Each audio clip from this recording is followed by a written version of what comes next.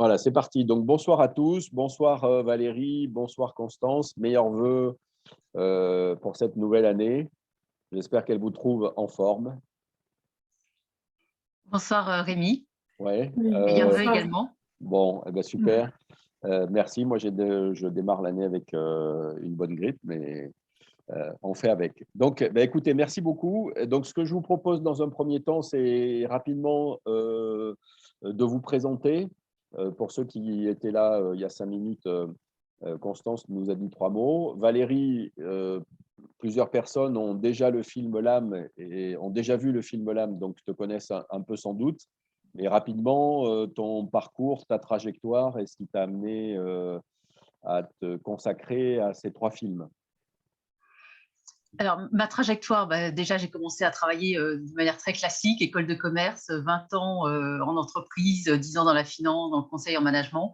Et puis, le décès de mon père en 2014 a tout modifié parce qu'il m'a démontré par tous les signes que j'ai reçus de sa part que quelque chose survivait après la mort, que les défunts continuent à vivre dans une autre dimension, et ce qui m'a amené à enquêter, à écrire un premier livre, un témoignage enquête aux frontières de la mort qui s'appelle « Les 3 jours et demi après la mort de mon père », et de poursuivre avec un premier film, celui que vous venez de voir ce soir, parce que je me suis aperçue en faisant cette enquête qu'il y avait de nombreux scientifiques qui étaient convaincus qu'il y avait quelque chose qui persistait après la mort, et j'ai voulu leur donner la parole parce que ce n'est pas connu du grand public.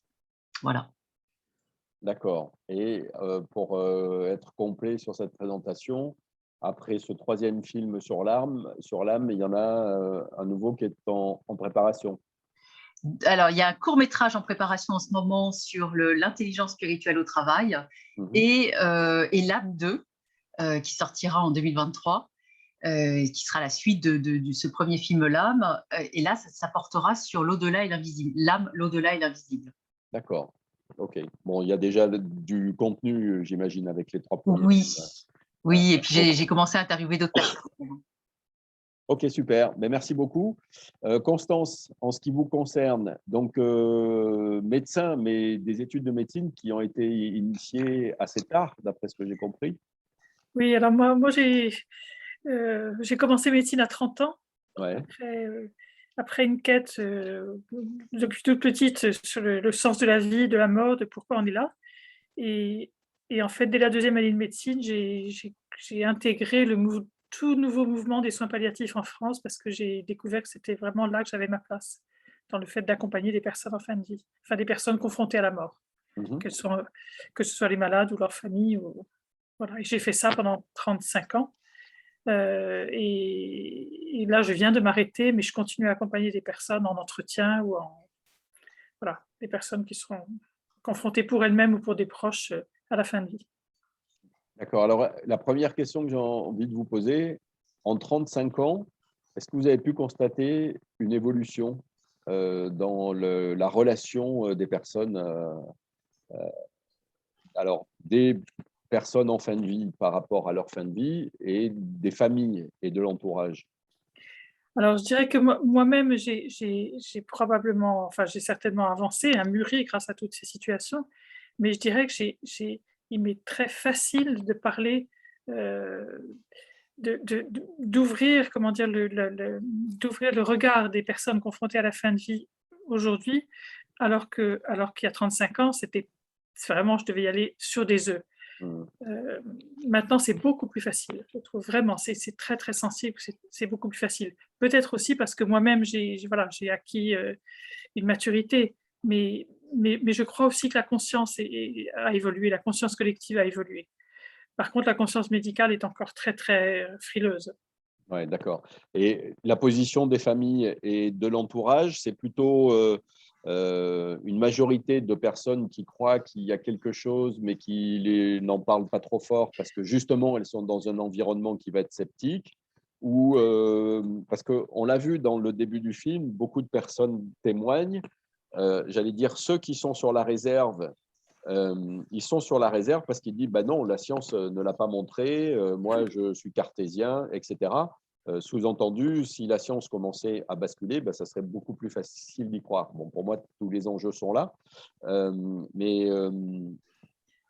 Alors, mon expérience, c'est que quand les gens sont confrontés vraiment, pour de vrai, pas dans la rue, quand on les interroge comme ça, quand ils sont confrontés pour de vrai à une crise, il y a une espèce d'aspiration à... C'est trop dur, donc il y a une aspiration à un autre regard, à vivre les choses autrement. Et du coup, moi, comment dire, euh, c'est facile pour moi d'apporter quelque chose, un autre regard. Oui, c'est très facile. Donc, il y a une petite phrase que j'utilise très souvent et c'est le pourquoi des deux, comment dire, des deux couvertures des couvertures de mes deux livres. C'est une petite phrase qui est de Lao Tse, qui dit: ce que la chenille appelle la fin du monde, le maître appelle un papillon. Et ça, j'ai attendu quelques années avant de le dire à une première fois à un patient. Et maintenant, je l'ai dit des milliers de fois. Et quand les gens sont vraiment dans une crise, et dans une crise existentielle, c'est quelque chose je m'aperçois que c'est quelque chose qui parle, vous voyez, pas à la tête, mais au cœur quelque part. Du coup, ça vient solliciter d'autres forces que celles de la tête. Et que les gens s'en emparent très, très facilement. Ah oui, d'accord. Et la réaction, d'une façon générale, ou la position du monde médical, des anesthésistes, des médecins, etc., eux, ils rejettent parce que enfin, ils rejettent ou ils s'en tiennent loin parce que c'est un environnement dont ils ignorent tout et que les médecins, ils aiment bien maîtriser d'une façon générale. Ou c'est parce que c'est l'inconnu complet. Est-ce que vous avez Non, je une dirais qu'ils sont religion? les... Non, alors, parmi les anesthésistes, moi j'en ai rencontré, hein, puis alors, je crois que dans le premier film, il y a le docteur Charbonnier aussi qui parle, je ne sais plus Ouais. si dans le... Enfin bon, en tout cas, il y a des médecins qui sont ouverts, enfin bien sûr, mais il y a des cardiologues qui ont rencontré voilà, des gens qui ont fait des expériences de mort imminente, il y a des gens qui sont ouverts, mais c'est vrai que les médecins sont gardiens d'un certain dogmatisme, enfin d'un certain... Et c'est compliqué pour eux. Donc je ne peux pas parler librement, ouvertement avec les médecins. Pas du tout de la même manière qu'avec le... Ouais.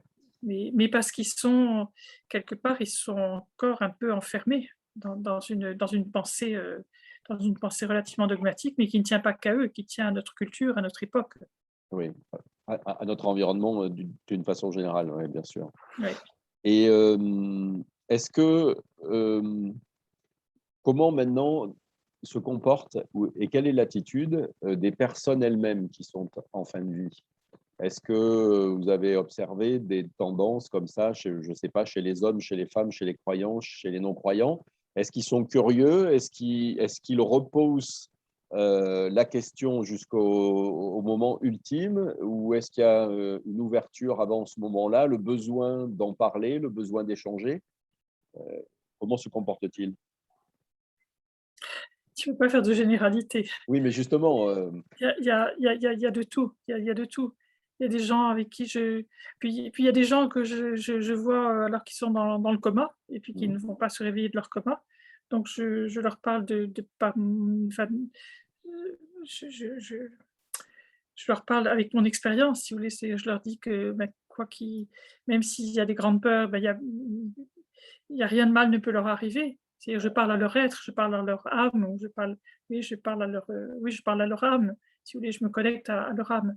Euh, et puis je travaille beaucoup avec la famille, avec l'entourage, parce que quelqu'un qui est en fin de vie,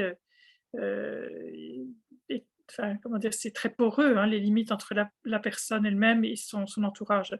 Donc c'est vrai que de, d'apporter un petit peu d'apaisement à l'entourage, ça va aider la personne. Mais je dirais il y a des gens qui sont crispés, ah non, non, non, non, je veux pas, hein, qui sont crispés dans cette position-là. Et donc là, ça va vraiment aider de travailler avec l'entourage. Dans d'autres cas, c'est justement cette petite phrase de la chenille et du papillon, hein, mais c'est pas, comment dire, je la dis presque systématiquement maintenant. Enfin, je décide pas que je vais la dire, mais ça vient tout seul. Ils peuvent s'y relier souvent facilement et ça aide. Mais il y a aussi une chose que je fais assez fréquemment, c'est d'évoquer des situations, ça j'en parle dans le film, hein, d'évoquer des expériences, enfin je leur demande si je peux leur raconter des histoires qui ont déjà été que j'ai, voilà, dont des patients ont témoigné avec moi, des patients en fin de vie m'ont raconté. Et ça passe très bien. Quand ils m'autorisent, ça passe vraiment très bien. Je leur parle d'expériences aux abords de la mort que Et que tu les pars gens ont d'autres, vécu. ouais. Ok. Et ça passe vraiment bien. Ouais, ok. Et ça apaise, si vous voulez. Souvent, Ouais, les gens sont beaucoup plus apaisés. d'accord.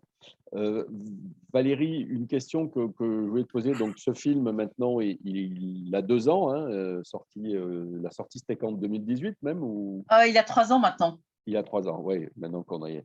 Et alors, une question par rapport à la sortie du film et depuis toutes les interviews que tu as pu faire, etc., est-ce que tu aurais d'autres retours, d'autres témoignages justement de là où en est la science? Est-ce que les différents instituts, est-ce que tu as eu des retours sur les différents instituts ou les différentes recherches, que ce soit Pim van Lommel, Charbonnier ou etc., avec des avancées dans ce sens-là ou pas du tout? Pas encore. Non. On espérait Aware 2, parce D'accord. que c'est cette étude qui est sortie en 2014, 2015, je crois, ou 2014, dont je parle dans le film, qui a été faite avec 2000 patients, Ouais. un peu dans une vingtaine d'hôpitaux. Et ils avaient commencé donc en 2015 ou 2016 une deuxième étude, un prolongement de cette étude qui devait sortir l'année dernière, et les résultats ne sont pas probants pour le moment. Donc non, il n'y a rien de nouveau. La médiumnité qui est étudiée aux États-Unis, elle n'est toujours pas étudiée en Europe. On n'étudie toujours pas les décorporations. Non, il n'y a rien de nouveau. Alors j'espère que 2022 va avoir bougé les choses. D'accord. OK. Donc le film, il est toujours d'actualité. Ouais, tout à fait. Alors, je vais prendre, donc je rappelle à tout le monde que vous pouvez poser des questions. Je vais prendre les questions au fil de l'eau. Donc, quelqu'un Marquis, donc je ne sais pas quel est son prénom, qui nous dit bonsoir et bonne année. Donc, Marie, je profite du calme du début pour dire que le film était très intéressant. Un point n'a pas été abordé cependant. Pourquoi certaines âmes restent bloquées dans des lieux, dans le monde matériel, pas de tunnel apaisant pour elles? Alors, est-ce que vous avez des éléments de réponse par rapport à ça? Alors pourquoi certaines âmes alors ça peut être déjà une âme, si elle meurt soudainement, il arrive qu'elle soit perdue en fait, Ouais, et ouais. qu'elle ne trouve pas le chemin de la lumière. C'est pour ça qu'on dit qu'il faut leur parler. C'est l'objet d'ailleurs du deuxième film, hein, comment et si la mort n'était qu'un passage. Mhm. Il y a ça. Donc si c'est une mort soudaine, il y a le fait que l'âme, elle peut être aussi très attachée à la vie matérielle. Elle peut ne pas être au courant qu'il y a une vie après la mort et se retrouver surprise par ce nouveau monde. Donc, si elle est attachée à la terre, à la matérialité, à certaines personnes, elle peut rester effectivement proche de la terre et ne pas monter. Et puis, notre état émotionnel, notre état mental va aussi faire qu'on va arriver d'une certaine manière de l'autre côté. C'est pour ça que toutes les traditions nous disent de partir en paix. D'ailleurs, les EMI, les expériences de mort imminente, nous montrent que ceux qui ont vécu des expériences difficiles, à partir du moment où ils ont vécu une expérience heureuse, à partir du moment où ils ont calmé leurs pensées, calmé leurs émotions, l'expérience est devenue positive. Donc, ça nous montre que c'est vraiment nos pensées, nos émotions qui créent notre monde. D'accord, oui, qui conditionne Ouais. d'abord notre existence, le passage ensuite, et peut-être de l'autre côté du mur. Sur ce sujet, Constance, vous avez des… Non, pas plus que ce que vient de dire Valérie. Non, non. Ok, ok, d'accord. Alors, je pensais dans le prolongement de cette question, il y a des personnes, bon, on sort un petit peu du sujet, mais qui ont vécu des EMI et qui ont vécu des EMI, elles, extrêmement difficiles. C'est-à-dire, il y en a qui voient le tunnel, la lumière, l'amour inconditionnel, etc. Et puis, il y en a qui reviennent avec des expériences extrêmement noires. Donc, ça, c'est la même chose. C'est leur état au moment de l'EMI qui conditionne ce qu'ils ont vécu, en fait. Oui, et ce n'est pas une question d'avoir bonne ou mauvaise conscience. Ça n'a rien à voir. C'est vraiment l'état émotionnel, les pensées qu'on peut avoir. Ok, D'où l'intérêt de connaître un peu le sujet de l'au-delà, d'apprendre à apaiser son esprit pendant qu'on est sur Terre, pour ne pas ouais, se laisser surprendre. d'accord. Voilà. Oui, S'y préparer, donc. et ça me rappelle une situation avec une patiente que je ne suivais pas, mais qu'on m'a demandé de voir alors que j'étais de garde et qui était qui était en fin de vie. qui était très gênée pour respirer et qui était extrêmement angoissée. Et sa fille, avant que j'entre dans la chambre, m'a dit que sa maman n'était pas bien depuis 7 ans, parce que depuis qu'elle avait perdu son mari, donc le père de la fille. Et, et je suis entrée, quand j'ai vu cette dame, donc elle était très gênée pour respirer, donc elle a accepté que je demande aux infirmières de lui donner quelque chose pour s'apaiser un peu. Puis je lui ai dit, mais est-ce que ça vous arrive de voir votre mari quelquefois? Et alors elle m'a jeté un regard noir, vraiment, qui me signifiait, mais je ne suis pas folle, enfin, non, il est mort, je ne suis pas folle. Et OK, donc j'ai retiré mes billes en vitesse et puis je lui ai demandé, si je pouvais lui raconter une histoire et du coup, je lui ai raconté l'histoire d'une patiente. Alors elle a été d'accord. Donc j'ai raconté l'histoire d'une patiente que j'évoque un peu dans le film, hein, une patiente qui voyait son mari, enfin qui me racontait qu'elle rêvait depuis 2-3 jours, elle rêve beaucoup et puis en fait non, c'est pas comme un rêve, du tout comme un rêve et je vois mon mari en fait, vous savez, qui est mort il y a 3 ans. Heu et puis alors je lui dis moi j'écoute et je dis: «OK». Heu et puis elle me dit: «Mais en fait peut-être qu'ils sont venus m'accueillir, peut-être qu'ils sont venus me dire de ne pas avoir peur». Donc je raconte tout ça à cette dame qui était très angoissée et en fait, hem, j'ai bon, elle a accepté, je lui ai dit: «Ça fait pas peur?» «Non, non, non, ça ne faisait pas peur». Elle a accepté que je lui raconte une deuxième histoire. Bon, je ne vais pas prolonger, mais heu et ensuite j'ai raconté à la fille, quand je suis sortie de la chambre, j'ai raconté à la fille ce que j'avais dit à la mère Mhm. et puis cette femme, j'ai appris que cette patiente était morte, dans les 2 ou 3 jours qui ont suivi et j'ai recroisé la fille, à l'administration. Je lui ai demandé comment ça s'était passé et à ce moment-là, elle m'a dit que: «Oh mais écoutez, ma mère était vraiment très paisible et elle n'arrêtait pas de parler avec mon père». Ah ouais. Vous voyez? C'est-à-dire que, Ah, donc elle avait très peur, parce qu'en fait, là, quand je lui oui, c'est ça. moi En je fait, c'est voilà. comme s'il leur fallait une validation Oui, extérieure, oui, une oui, oui, oui, autorisation qui les autorise à, quoi. oui, Ouais, oui. OK. Alors il y a, Marquis, donc je ne sais pas quel est son prénom, qui dit donc: «Pourquoi fin de vie? Fin de notre passage sur terre, la vie continue après sous une autre forme». Oui, ça, je pense qu'on est beaucoup à être d'accord, là-dessus, mais ce n'est pas le point de vue, général de la société, hein, tout l'intérêt de ce film-là et de ces types de documentaires. Alors, Laura qui nous demande: «Pour Constance, qu'est-ce qui vous a amené à vous consacrer essentiellement à la fin de vie?» Heu, c'est d'une part le fait que depuis que j'étais toute petite, hein, je m'interrogeais sur le sens de la vie, pourquoi j'étais là. J'avais pas du tout envie d'être là, je trouvais ça vraiment très, très dur d'être sur terre, enfin et puis, et et puis en fait, jusqu'à devenir suicidaire à l'adolescence et en fait quand j'ai commencé médecine donc à 30 ans, heu, en d c'est un peu compliqué matériellement donc j'ai travaillé comme aide-soignante, et la et la 1re fois, c'était dans un service de cancérologie la nuit Mmh. et j'ai pas du tout anticipé la chose, mais on m'a dit, mais en fait la 1re ou la 2e nuit, il y a eu, les infirmières ont dû poser un cocktail lithique, ça veut dire voilà hem, pratiquer une euthanasie. Ils ont mis une perfusion qui était là pour pratiquer une euthanasie pour une patiente et j'avais absolument pas anticipé et moi j'ai pas pu, laisser la patiente toute seule dans sa chambre. Donc je suis entrée dans la chambre, mais sans avoir rien anticipé et j'ai fermé la porte pour pas que les infirmières parce que j'avais le même âge qu'elles finalement en commençant médecine à 30 ans, j'avais le même âge qu'elles et j'ai pas voulu qu'elles sentent un reproche de ma part et donc j'ai fermé la porte, j'étais toute seule avec cette patiente et je suis restée avec elle jusqu'à ce qu'elle meure et en fait, j'ai eu l'expérience subjective d'être comme un tuyau, vraiment un tuyau de travaux, enfin je veux dire, heu quand on dit canal, il y a canalisation et tout ça, non, c'était pas du tout ésotérique, c'était vraiment j'étais un tuyau quoi, traversé d'amour et donc j'en ai récolté plein au passage. Enfin oui, j'en ai ressenti tout plein au passage, mais du coup, je me suis rendu compte que autant quand je m'interrogeais sur le pourquoi on est là, pourquoi on est sur terre, pourquoi j'étais je restais très angoissée par la fin de vie, par la mort, la vie, mais aussi, sur terre, mais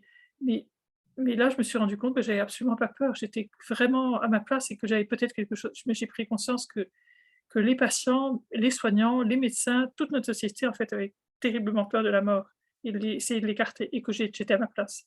D'accord. Et Donc alors, voilà. ce que vous disiez, c'est que j'ai pas bien compris, c'est qu'au moment de la fin de vie, vous avez senti un flux d'amour qui descendait sur cette personne et que vous l'avez ressenti vous-même corporellement. Voilà, tout un flot d'amour qui m'a traversé, Ouais, et qui effectivement qui allait vers cette personne et qui s'est complètement détendu. ok. Bah, pour une première nuit, ça devait être. Oui, je comprends que vous vous en souveniez.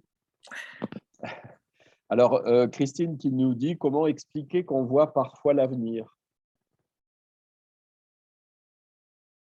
Bon, je ne suis pas sûr qu'on soit exactement dans le sujet, mais je ne sais pas, Constance ou Valérie. Autrement, j'invite cette personne à se rapprocher des travaux de Jean-Pierre Garnier-Mallet qui sont exposés qui sont présentés sur le site de l'Observatoire. Mais comment expliquer qu'on voit parfois l'avenir je ne sais pas, c'est pas de direction. Il paraît que le temps n'existe pas de l'autre côté. Ouais. Passé, futur, présent. Et en tout cas, je sais que les défunts, moi j'ai eu une séance de médiumnité où un défunt m'a dit il se passera ça. Ah oui. Et ça s'est révélé être vrai. Et en même temps, elle m'a dit, c'était pour ma fille qui était déscolarisée, c'était l'école, ça va être compliqué, mais tout se passera bien. Voilà. Et quelques mois plus tard, elle a été déscolarisée. Et puis maintenant, ça se passe très bien. Donc, il y a effectivement, voilà, ils sont capables apparemment, dans l'au-delà, de voir l'avenir.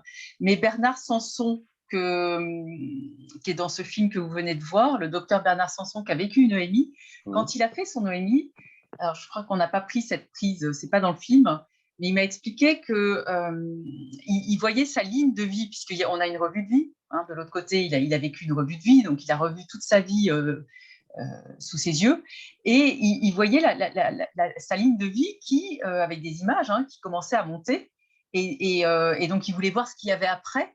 Et il a eu quelqu'un qui lui a dit, un être de lumière qui lui a dit, on n'a pas à connaître l'avenir. Voilà, c'était apparemment une voix très claire, nette, et il ne fallait pas y revenir. Voilà, et c'est quelque chose qui l'a marqué. Ok. Et je suis assez d'accord avec lui, en fait. Oui, on n'a pas à connaître l'avenir. Et autant je suis pour la médiumnité, mais je suis contre la voyance. Oui, tout à fait. Alors, Philippe, qui nous dit « Je n'ai pas vraiment de questions, plutôt un témoignage sur certains signes que l'on peut recevoir de l'au-delà. Je mets entre guillemets, car je sais qu'il n'y a pas de mots pour décrire cela. On peut juste s'approcher de l'idée de… de l'idée de… J'ai été confronté à plusieurs phénomènes d'ordre électrique, comme expliqué dans le film, et plein d'autres choses que je ne vais pas développer ici. Messages, aide au passage, etc. Depuis récemment, je reçois un signe sur l'affichage radio de ma voiture que j'ai pu filmer. Mon prénom apparaît toujours sur la même radio, la même fréquence.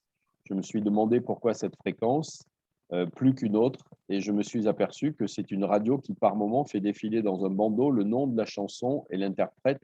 Et mon nom, prénom, Philippe, qui fait 8 caractères, prend l'entièreté de l'affichage pendant plusieurs secondes. Quand cela arrive, je ne peux que remercier et je peux provoquer ce phénomène si je le demande. Ben, dis donc. Une réflexion, c'est clair ou pas pour vous, Constance, et pour Valérie? Constance, tu as un avis? Non, c'est un beau cadeau, je trouve. Et puis non, j'ai rien. Oui, donc ce qu'il faut peut-être dire là, et on peut se rapprocher des travaux ou de ce qu'avait ou des investigations qu'ont mené le père Brune sur la transcommunication instrumentale. Hein. C'est pas très connu ici, c'est extrêmement pratiqué, y compris par la communauté catholique en Italie, mais de façon très officielle, hein, y compris par des prêtres et tout. Et la transcommunication instrumentale et la capacité, la mise, pas la mise en scène, mais l'organisation de moyens techniques permettant de recevoir des messages au travers en particulier de l'électronique. Donc ça peut être au travers des écrans d'ordinateurs, de télévision, enfin par toute une machinerie, mais il y a, pour Philippe qui s'intéresse à cette question-là, le père Brune est décédé aujourd'hui, mais il y a de très nombreux travaux sur la transcommunication instrumentale, ça s'appelle. Voilà. Alors, Alain qui nous dit « Bonsoir et meilleurs vœux. Merci, le film que j'ai déjà visionné plusieurs fois est fort intéressant. Que deviennent les gens qui sont morts une fois passés de l'autre côté ?» ils deviennent ou retournent dans une boule d'énergie. Quelle relation voyez-vous avec le bouddhisme? Avec le bouddhisme? Oui. Alors, franchement, autant on a des informations sur le passage Mhm. et les premiers moments après le passage, puisque les gens qui sont revenus de la mort, qui sont revenus, qui ont vécu ces expériences de mort provisoire reviennent. On a les témoignages des défunts. Donc, on sait qu'on peut capter de l'information, même des défunts qui sont morts il y a plus de 50 ans. Personnellement, j'en ai eu. Mais qu'est-ce qu'ils deviennent vraiment après? Ça reste un mystère. Il paraît que c'est assez inimaginable. Donc, bah, je crois qu'on peut. Moi qui travaille sur un 4e film sur l'au-delà et l'invisible, ça ne peut être que des hypothèses. Oui, bien sûr. Alors Déjà, oui, bien sûr, on sait que la réincarnation est probablement, on a plusieurs vies, ça c'est une évidence. ouais. Mais qu'est-ce qui se réincarne et qu'est-ce qui reste, puisqu'on peut capter des défunts qui ont plus de 50, qui sont morts il y a plus de 50 ans. Mhm. Donc qu'est-ce qui se réincarne, qu'est-ce qui reste? Est-ce que c'est le corps mental, la personnalité énergétique qui reste? Franchement, je ne sais pas. Autant c'est possible de recueillir quelques informations sur la frontière, mais une fois qu'on a passé la frontière, là, le mystère, effectivement, est plus total. Vous avez eu des retours ou des éléments, vous, Constance, sur l'autre côté? Non, il y a ce que je ressens, ce que je perçois intuitivement ou par l'intérieur, quoi. Mais c'est, je- puis je peux pas, comment dire, je peux pas, je peux pas entrer, je peux pas mettre les choses en, comment dire, je peux pas théoriser les choses. Oui, bien sûr. Non, je peux pas dire. OK. Alors, une question pour vous, Constance. Quelqu'un qui nous demande, donc, Laura, c'est une question à votre attention. Quel conseil pouvez-vous donner à quelqu'un qui se sent attiré à accompagner les personnes en fin de vie? Alors, sans doute, quel conseil pouvez-vous lui donner et est-ce qu'il existe des associations desquelles se rapprocher qui proposent peut-être, je ne sais pas si on peut parler de formation, mais au moins une Si. sensibilisation et puis une formation, oui, peut-être? Si, il y a beaucoup d'associations, hein. Je sais Ouais. pas où est Laura, ou dans quelle région de France elle se trouve, Il faudrait qu'elle nous le dise. Elle peut l'écrire, la mais Laura. Ouais. en tout cas, il y a des associations qui sont, il y a Jalmalv, hein, qui s'appelle, ça veut dire «Jusqu'à la mort, accompagner la vie». Il y a des antennes un peu partout en France. Il y a aussi l'ASP, où il y a également pas mal d'antennes. Puis après, il y a des antennes plus locales, où il y a parfois plus, comment dire, je dirais pas une plus grande liberté, mais une plus grande souplesse dans l'approche, je dirais. Une plus grande, oui, créativité dans l'approche. Mais c'est vrai que c'est ça, comme dans le sud-est, par exemple, il y a une association qui s'appelle Regain. Il y a vers Lyon, je crois qu'il y a une association qui s'appelle Albatros. Mais à mon avis, si on tape bénévole soins palliatifs, il y a beaucoup de choses qui apparaissent. D'accord. Ouais.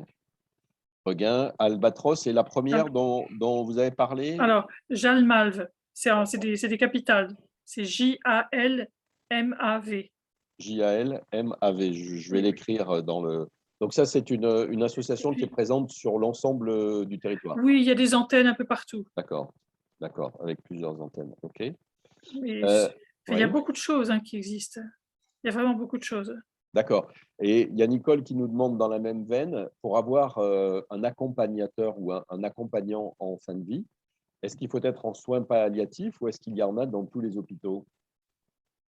Comment Alors ça attendez, pour avoir un accompagnement en fin de vie? Oui, pour bénéficier d'un accompagnement en fin de vie, est-ce qu'il y a des personnes aptes ou des associations dans tous les hôpitaux en France ou est-ce qu'on sollicite une association et on déplace quelqu'un à la demande dans un hôpital? Enfin, comment tout ça, Alors il y a ça dépend un s'organise? peu. Par exemple, Regain, s'il y a donc à Avignon et autour, il y a des bénévoles qui vont à la fois à l'hôpital et puis si le patient sort, retourne chez lui, par exemple, ils vont aller le voir, les mêmes bénévoles vont aller le voir aussi chez lui. Dans d'autres cas, ce sont des bénévoles qui vont visiter uniquement sur l'hôpital, puis d'autres bénévoles qui vont visiter uniquement à domicile. Mais je dirais pour un accompagnement en fin de vie, on peut passer par les réseaux de soins palliatifs. C'est rechercher sur Internet s'il y a un réseau de soins palliatifs dans l'endroit où on est, où on cherche quelqu'un. Et puis et de leur demander s'il y a des bénévoles, parce que les réseaux de soins palliatifs sont en lien avec les équipes de bénévoles qui vont au domicile. Donc, en fait, quand on a ce type de questionnement et qu'on a envie de le faire, d'abord, je pense qu'une des questions qu'on peut lui dire, c'est que si elle a envie de le faire, elle a toutes les bonnes raisons de le faire. Et qu'ensuite, quelle que soit la région, on trouve très vite des réseaux. En fait, c'est une activité, on n'en entend peut-être pas beaucoup parler, mais qui a une densité, une présence sur le territoire qui est quand même assez large. OK. Oui. Voilà, donc il y a des personnes qui ont mis ASP, Association de soins palliatifs, JAL, MALV, jusqu'à la mort, accompagner la vie. Voilà. Oui. OK. Et après, des associations plus locales. Voilà, plus locales comme Regain, Albatros, etc., dont vous avez parlé. Alors, Marie qui nous demande, y a-t-il des témoignages d'EMI de personnes ayant vraiment été monstrueuses durant leur vie? Alors, était-ce aussi paisible que les témoignages de votre film? Alors, ça, c'est… est-ce qu'on a des témoignages d'EMI, d'expériences très difficiles? C'est peut-être ça la question. Alors, pour en avoir parlé avec quelqu'un qui a recueilli énormément de témoignages, il m'a dit vraiment, ce n'est pas une question de bonne ou mauvaise conscience. Le passage, si quelqu'un est en paix à la fin de sa vie, il peut passer sans problème. Après, déjà, il y a la revue de vie. Donc, c'est clair que la revue de vie ne va peut-être pas être très facile, puisque dans la revue de vie, on va ressentir les émotions des autres et avec qui on a été en interaction. Donc, si on a fait du bien, on va ressentir de la joie. Si on va avoir fait, si en revanche on a apporté de la souffrance, on va ressentir la souffrance qu'on a provoquée. Donc, c'est pour ça que le jugement, c'est soi-même qui nous jugeons. C'est ce qui est dit aussi dans le film, oui. Ouais, voilà. Et puis l'au-delà, il semble que, là encore une fois, c'est une hypothèse, mais beaucoup de personnes le disent, que ces différents niveaux énergétiques et en fonction du niveau de conscience.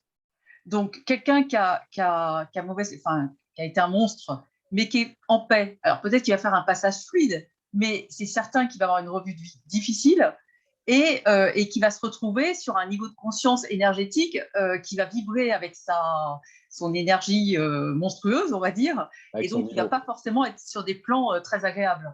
Oui, c'est ça. OK. Et vous avez aussi quelqu'un qui a voilà, ce que je disais tout à l'heure, quelqu'un qui a eu une très belle vie, mais qui au moment de la mort affronte le passage avec la peur et la crispation, elle risque aussi d'avoir un passage pas très agréable. Mais en même temps, comme le dit Constance et comme le dit aussi la plupart des médecins soins palliatifs, c'est que même moi, toutes les personnes que j'ai accompagnées vers la mort, à chaque fois, ils ont eu des personnes proches venir les chercher. Donc, si vous êtes accompagné dans le passage, vous n'êtes pas seul. Il y a ça, et tu parlais de niveau vibratoire. Ce que je perçois aussi depuis un certain temps, c'est que même s'il y a eu des choses affreuses, si on a pu faire des choses horribles, vraiment, on évolue toujours. Il y a une évolution oui, on évolue toujours. Donc, on peut changer, même en étant encore en vie, enfin, en étant encore sur Terre et dans ce corps, on peut changer de niveau vibratoire. Et pour moi, ce que je perçois depuis quelques années, c'est que quand on perçoit que notre âme est venue faire une expérience sur Terre, qu'on est venu vivre des choses, qu'on a choisi de venir vivre des choses, comment dire, si on apprend à se pardonner à soi-même ce qu'on est venu vivre, ce qu'on apprend, on a peut-être choisi d'expérimenter ce que ça fait d'être un horrible, parce que voilà, et si on se pardonne à soi-même d'avoir choisi d'être un horrible, si et qu'on est, comment dire, qu'on peut développer une dimension de gratitude pour les êtres qui nous ont permis de faire cette expérience. Dès qu'on est dans une dimension de gratitude, on voit qu'on est relié les uns aux autres. Il y a une espèce d'unité entre toutes choses. Mm. Et là, on n'est pas, comment dire, on cesse d'être un horrible. Je ne sais pas si Ouais, c'est c'est clair ce ça. que je Oui, raconte. oui, je perçois très bien. Et Marie nous répondait, donc une personne sociopathe sans empathie passe tranquille, passe tranquillou, en somme. Sans Alors, empathie, là justement, je parle pas de manque d'empathie, c'est au contraire, ouais, c'est le c'est ça. contraire. Ouais, au C'est contraire. justement de percevoir on est reliés les uns aux autres. Donc OK, même si on a tous fait des choses affreuses, ouais, bien sûr. tous. Donc, Bill qui nous dit, connaissez-vous les livres concernant Pierre Monnier, mort au front en 1915, et qui a écrit pendant des Ah années, oui, c'est ça, des messages qui ont été reçus et transcrits par sa mère oui, en oui. 1919 et qui décrit l'au-delà de façon exhaustive. Alors là aussi, je vous renvoie pour ceux qui veulent creuser le sujet aux travaux du père Brune qui a beaucoup travaillé là, sur Pierre Monnier et qui en a fait des illustrations. Tout le travail du père Brune, ça a été de rapprocher les écrits d'un certain nombre de grands mystiques, notamment Feyenoord, et puis des personnes qui faisaient part aussi d'expériences de mort imminente. Et en fait, s'est rendu compte qu'il y avait un certain nombre d'éléments qui pouvaient se rapprocher. Donc, je ne sais pas, Valérie ou Constance, sur ces travaux, enfin, sur ces bouquins de Non, Pierre Monnier et ses transcriptions. non, je ne les connais pas. Non, moi j'ai un petit peu lu, mais j'ai pas tout lu de toute façon. Voilà, j'ai pas tout lu. Ouais, ok. Mais Je sais que c'est vraiment intéressant, mais oui, c'est ça. ouais. Et là, je vous renvoie au père Brune à nouveau, quoi. Mm. Alors, Colin, bonsoir et meilleurs vœux. Merci, le film et ce débat sont passionnants, surtout plein d'amour. Mon frère, après une très grave accident et dans le coma, a raconté que notre grand-père récemment décédé lui tenait la main. Ma maman a été Ouais. accompagnée par un service de soins palliatifs à la maison et bravo, il y a un message qui a sauté, et bravo à ce service, mais j'ai eu du mal à le trouver. Voilà.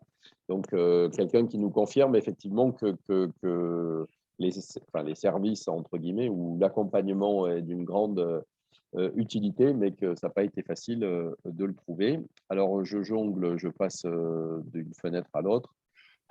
Nicole qui nous dit sur son lit de mort. Je pense qu'il faut retenir, enfin, je ne sais pas comment Colin l'a trouvé, mais s'il faut chercher, c'est réseaux de soins palliatifs. Réseau, d'accord. Oui. Réseau de soins palliatifs. Donc, Nicole qui nous dit, sur son lit de mort, tout d'un coup, j'ai dit à mon père que tout le monde l'aimait, qu'il était beaucoup aimé. Les larmes ont coulé, il s'est mis à gonfler et les infirmières m'ont dit de lui dire au revoir, qu'il avait eu une émotion. Question, est-ce les paroles qu'il attendait? Ah, mais ça, compte tenu de ce que vous avez pu observer, Constance, quand on a une émotion comme ça qui arrive, etc. Mais c'est magnifique, c'est juste du partage. Ouais. C'est une chose que j'avais entendue de la personne par qui j'ai appris la méditation, hein, que je pratique depuis 45 ans. C'est que les larmes, c'est du savon pour le cœur. Donc c'est juste magnifique. C'est un partage, il y a quelque chose qui, oui, il y a un flot qui coule. Ouais. C'est un grand cadeau, c'est magnifique. Alors, ben, oui, donc je crois que ça répond à la question de Nicole. Hein. Est-ce les paroles qu'il attendait? Ben, visiblement, oui, ça l'a nourri, quoi. Nourri et apaisé. Donc, Marie, question de Joanne. Alors, bon, je comprends pas bien. Concernant les 21 grammes évoqués dans le film, peut-on supposer qu'il existe une corrélation entre le champ informationnel de la conscience et le constat de la masse manquante dans l'univers mis en évidence par les recherches en cosmologie, notamment la matière noire? Alors là, à mon avis, ça va un peu loin.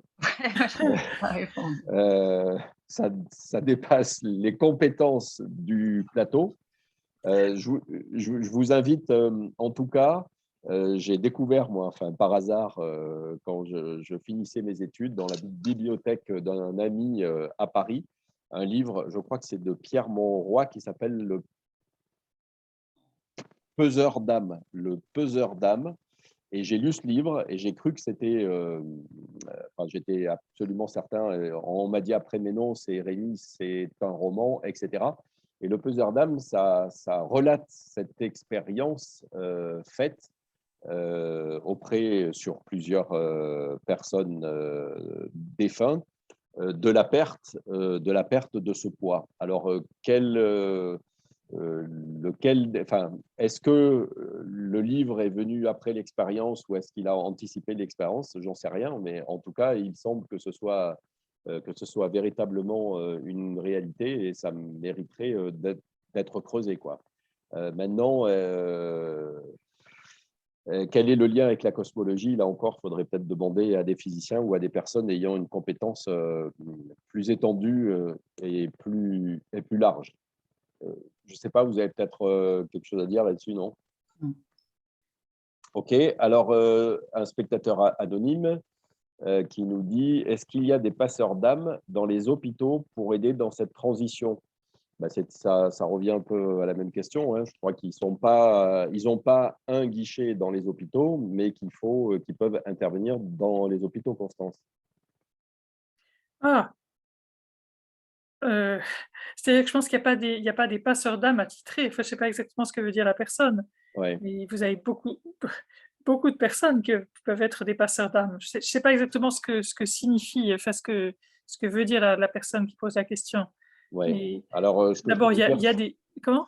non, mais ce que je peux vous dire des passeurs d'âme, c'est qu'il y en a ici ce soir, mais il faudrait effectivement qu'elle soit plus précise. Mais ce que je veux dire, c'est qu'il y a des… Dans les hôpitaux, en tout cas, il y a ce qu'on appelle des équipes mobiles de soins palliatifs, donc qui circulent à la demande soit des médecins, soit des soignants des services, soit des familles, soit des patients eux-mêmes, hein, qui demandent à rencontrer l'équipe de soins palliatifs. Euh, vous avez aussi des unités de soins palliatifs, c'est-à-dire c'est des services qui accueillent des personnes qui sont étiquetées en fin de vie. Voilà, mais il y a donc, et puis vous avez des médecins lambda, je sais pas moi, enfin lambda, ça peut être un gastro-entérologue, ça peut être un chirurgien, ça peut être une infirmière d'anesthésie. Vous avez des tas de gens qui sont des passeurs d'âme, parce que juste ils sont connectés intérieurement à une dimension qui n'est pas juste matérielle. Oui, c'est ça. Mais en fait, ce que je veux dire, c'est qu'il n'y a pas une fonction dans les hôpitaux comme ça, comme on a un anesthésiste, une aide-soignante, une machin. C'est des fonctions que chacune des personnes peut prendre en plus de son Absolument. attribution principale, j'ai envie de dire. Alors qu'elle est Absolument. sans doute aussi très essentielle, mais en tout cas, notre société ne la prend pas en compte. Valérie, sur le sujet, oui, tu voulais dire quelque chose? Non, j'ai vu passer un message en fait. Est-ce qu'on peut toujours dire des paroles après le décès? Oui. On Et peut alors? toujours dire quelque chose. Alors, donc, Bah, la question, je la cite pour tout le monde, hein. Si les paroles d'amour n'ont pu être dites avant le passage, peuvent-elles encore être perçues après, ensuite, par le défunt?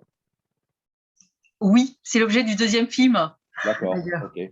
c'est l'objet du deuxième film. On en parle. Plusieurs médiums disent qu'effectivement, ils nous entendent. Mais les EMI aussi leur apportent, puisque dans les EMI, les personnes sont capables de décrire, de parler d'une conversation qu'ils ont entendue dans une pièce à côté. Donc, ils nous entendent. Oui, tout à fait. Ouais. Ok, donc ça, c'était une question de Colin. Ben, écoutez, je ne vois plus de questions dans Et le… vraiment, enfin, la gratitude qu'on peut ressentir, si on peut être dans une dimension de gratitude par rapport à voilà, par rapport à un défunt, du coup, il a une place, il retrouve un espace plus vaste, et il peut être dans quelque chose de beaucoup, c'est, oui, à ce moment-là, il perçoit qu'on lui offre un espace plus vaste Ouais. que si on lui en veut, ou que si on est dans le regret. Notre regret fait peser quelque chose. D'accord. Alors, Marie-Claude qui nous pose une question, qui dit: mon père est décédé fin novembre. J'étais présente et j'ai eu un énorme élan à un moment de le prendre dans mes bras. Mais je n'ai pas osé par peur de l'envahir ou le déranger. Je l'ai fait juste par la pensée. Ai-je eu raison selon votre plateau? Enfin, selon nous, quoi. Constance, vous qui y avez l'habitude, si elle a ressenti l'élan, peut-être qu'elle avait… Mais elle n'a pas osé. Donc Ouais, c'était c'est un ça. tout. Elle a réagi à un tout, Ouais, tout à fait. et c'est OK. C'est OK, c'est très bien comme ça. Et si c'est quelque chose voilà, qui la titille un petit peu, enfin, voilà, qui l'interroge, c'est un petit caillou dans la chaussure et merci pour ce petit caillou dans la chaussure parce que les cailloux dans la chaussure nous interpellent et nous forcent à chercher des réponses, à avancer.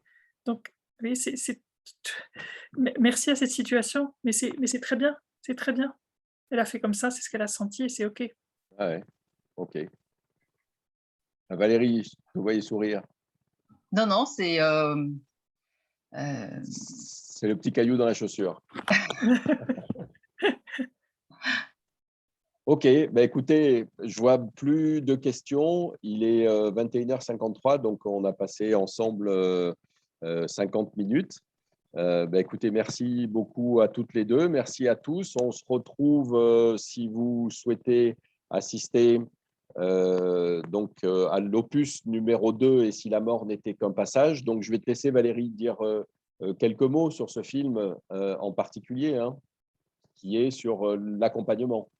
Qui est sur l'accompagnement. Le film est en 2 parties. Il y a une partie avant décès, après décès. Donc, comment se préparer soi, comment accompagner quelqu'un avant le passage. Et ensuite, qu'est-ce qu'on sait sur l'après et comment le défunt peut appréhender ce nouveau monde. Et aussi, comment appréhender différemment le deuil et avoir une autre vision du deuil, puisqu'aujourd'hui, on a tendance à pleurer sur quelqu'un qui vient de mourir, alors qu'il y a peut-être autre chose à faire pour aider justement le défunt à rejoindre la lumière. Voilà, donc c'est comment appréhender aussi le deuil différemment.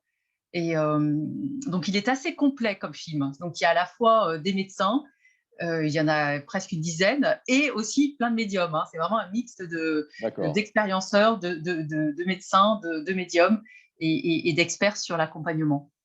Alors, on a une toute dernière question pour la fin. Est-ce important de rester en lien avec ses défunts? Oui, si on ne les dérange pas. C'est-à-dire qu'il faut les laisser vivre leur vie.